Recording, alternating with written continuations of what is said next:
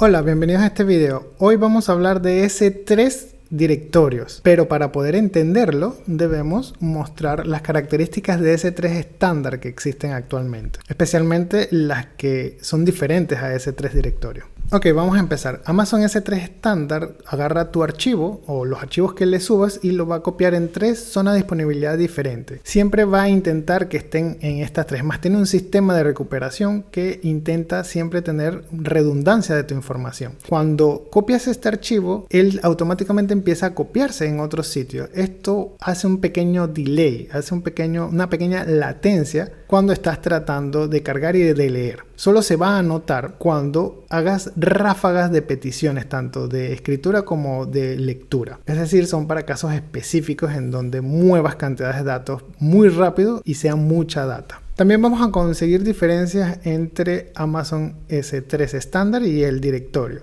Por ejemplo, en Amazon estándar vas a poder conseguir un montón de tipos de precio. Depende del Storage Class. Pero por ejemplo, en el caso más básico, cuando agarramos por defecto el S3 estándar, vamos a tener este montón de tipos de precio, que en resumen es simplemente la cantidad de transferencia de datos. Mientras más, empieza a ser más barato. Esto cambia bastante, ya vas a ver por qué. También tenemos el tema de definición de nombres. Recuerda que los buckets son únicos para todo el mundo, es decir, un nombre de bucket es uno solo para todo el mundo. Pero hay ciertas reglas que abarcan la creación de este nombre. Y en Bucket S3 estándar vas a conseguir una lista muy grande. Ok, vamos a entrar en esta parte que hay que recordar. Cuando tú estás creando un S3 estándar y subes un archivo, se te genera un URL. Este URL tiene estas partes. Tiene el nombre del bucket aquí, la región acá y el nombre de tu archivo acá. Cuando tú estás cargando archivos dentro de S3 estándar, vas a encontrar que todos los archivos están dentro del bucket, pero a nivel de la raíz. Si tú creas o intentas generar carpetas, vas a simular que tienes carpetas, pero no la vas a tener. Vas a creer que estás haciendo esto, pero realmente no lo estás haciendo esto. Están todos a la raíz, ¿ok? Entonces, recuerda, dentro del estándar no existen directorios, pero puedes simularlos. Y la única forma en que vas a ver una ganancia al crear directorios es cuando estés trabajando dentro de la propia consola de Amazon, ya que Amazon te simula el navegado por carpetas, lo cual no es real, pero te lo simula muy bien. Dentro de S3 directorios sí tenemos carpetas y sí vas a poder trabajar con ellas, pero hay otras diferencias que vamos a empezar a nombrar. Lo primero es que vas a poder subir archivos y estos solo se van a almacenar en una sola zona de disponibilidad. Entonces cuando crees tu bucket, ahora tienes obligación de señalar qué zona de disponibilidad van a estar tus archivos. Esto da mucha ventaja para los casos de uso en donde tengas redes en unas VPCs y estén definidas dentro de una región y dentro de una zona de disponibilidad. Esto hace que sea más rápido acceder a la información que está dentro de tu S3 directorio. Aparte que no tienes este chequeo de verificación de que si está en todas las zonas de disponibilidad. Entonces tienes una latencia mucho más pequeña. Y es la ventaja más grande que tiene este servicio. Por ejemplo, si necesitas lecturas muy rápidas o escrituras o quieres hacer ráfagas de lectura y escritura y lo haces desde una VPC dentro de una instancia, por ejemplo, ya esté esta instancia dentro de un clúster o cualquier otra configuración, vas a tener un acceso mucho más rápido, una latencia mucho más pequeña. Como te había comentado, el URL cambia. Cuando estamos hablando del S3 estándar es así, pero cuando estamos hablando del S3 directorio viene un poquito más complicado, pero sigue siendo lo mismo. Acá vamos a poder encontrar el nombre y el sufijo que si creas este bucket desde la consola se va a colocar automáticamente al seleccionar la zona de disponibilidad. Ahorita lo vamos a ver, pero si lo haces desde la API ya es más complicado. Vas a tener que colocarlo tú. Ahora, luego viene este apartado de acá, que esto es como una especie de constante, excepto esta parte de acá, porque aquí va lo que es la zona de disponibilidad y la región. Luego viene el nombre de la carpeta y el archivo. Obviamente, si tu objeto está dentro de una carpeta, aquí tienes que colocar el nombre de la carpeta. Entre las características importantes, que esto sí tienes que estar consciente, es que cuando tú creas un S3 directorio, el único storage class que vas a poder seleccionar, o bueno, que se selecciona de manera por defecto, es el Storage Class S3 Express One Zone, que es el más caro de todos los Storage Class que existen actualmente. te cobra 0.16 por gigabytes por cada mes. Y otro dato, no vas a poder cambiar de tipo de storage class.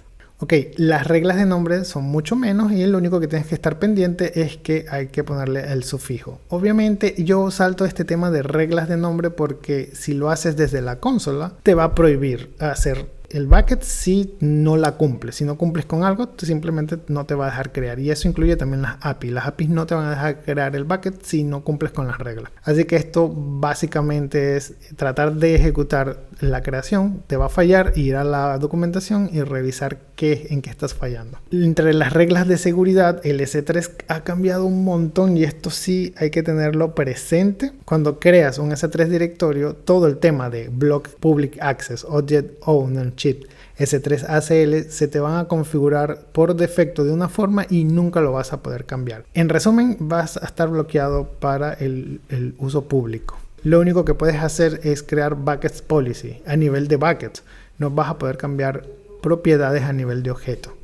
Vamos a la consola. Dentro de la consola vamos a poder encontrar que dentro de un S3 directorio vamos a tener muy poquitas opciones para cambiar. Casi solo la encriptación y nada más. Y el bucket policy como te había comentado. Pero si vamos a uno normal vamos a poder conseguir que podemos hacer todos los tipos de cambios que venimos actualmente creando. Por ejemplo, vamos a poder cambiar las políticas de bloques public access, crear versionamiento, también cambiar el storage class, tenemos de todo.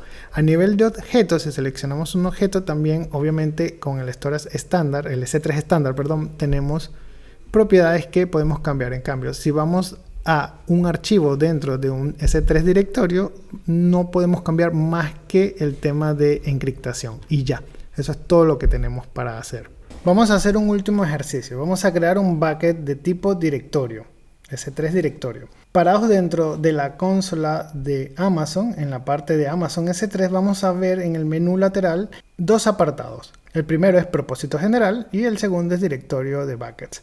Si presionamos el primero vamos a ver nuestra lista de buckets común y corriente. Si le damos al segundo vamos a entrar dentro de los directorios de S3, perdón, los S3 directorios, los buckets de directorio. Acá cuando le damos al botón vamos a tener un formulario que nos va a permitir crear cualquier tipo de bucket, cualquiera de los dos, tanto el propósito general como el directorio. Si le damos a directorio vamos a tener muy poquitas opciones, pero lo interesante aquí es que la primera opción es seleccionar la Ability Zone.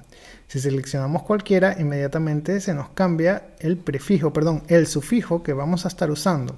Entonces aquí si colocamos un nombre cualquiera, nos va a salir un full name, que este viene siendo el nombre final de nuestro bucket.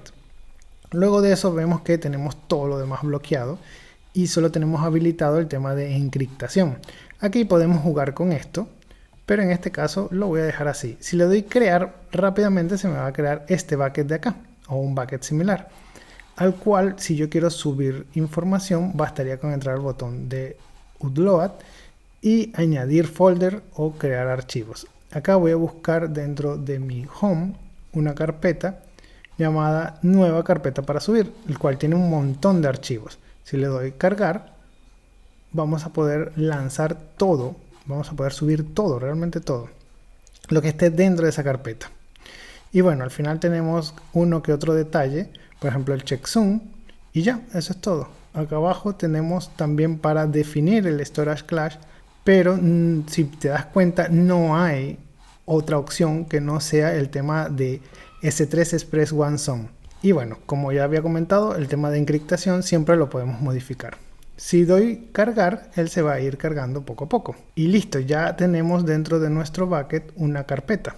Y como último dato, quiero que sepas que si dejas de usar el S3 directorio por 90 días, se va a poner de modo inactivo. Esto significa que simplemente cuando hagas peticiones te va a salir 503. Pero se vuelve a activar automáticamente cuando empieza a sentir que lo están usando. Cuando empiezas a tratar de usarlo, él se va a activar, se va a volver activo y va a empezar a mandar tus archivos. Como conclusión, para cerrar, nos acabamos de dar cuenta que S3 directorio es una versión limitada de un bucket de S3 estándar, pero está hecho con un storage class específico para alta demanda. Así que si tienes un caso de uso en donde estés dentro de una región, dentro de una zona de disponibilidad y necesites escribir y recuperar data de algún storage, es posible que ese 3 directorios sea ideal para ese tipo de proyectos.